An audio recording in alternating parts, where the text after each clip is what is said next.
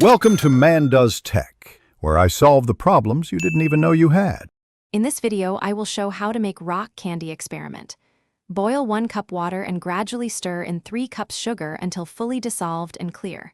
Cool slightly, add color if wanted, and pour into a jar. Suspend a sugar-coated stick or string, cover to keep dust out, and leave undisturbed. Check daily and remove crystals when they reach your desired size. Prepare all materials on a heat-safe surface and keep children at a safe distance while boiling. Measure ingredients precisely and use an accurate spoon or scale for consistent results. Label jars if making multiple colors to avoid mixing. Keep a small notebook to record times and observations for better repeats. Plan for at least several days of growth and avoid moving jars while crystals form to prevent disturbance.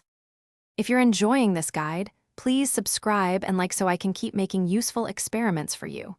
Quick recommendation. The Oala water bottle is easy to sip from during long waits and keeps drinks handy while you check your jars. It's handy, leak-resistant, and comes in fun colors. Look in the description for that link and other deals, and now let's get back to the video. Start by dissolving sugar into boiling water until no more will dissolve and the solution looks clear.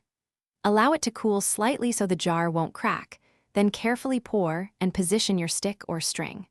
Cover with a breathable cloth to prevent dust and set the jar in a stable, vibration-free spot.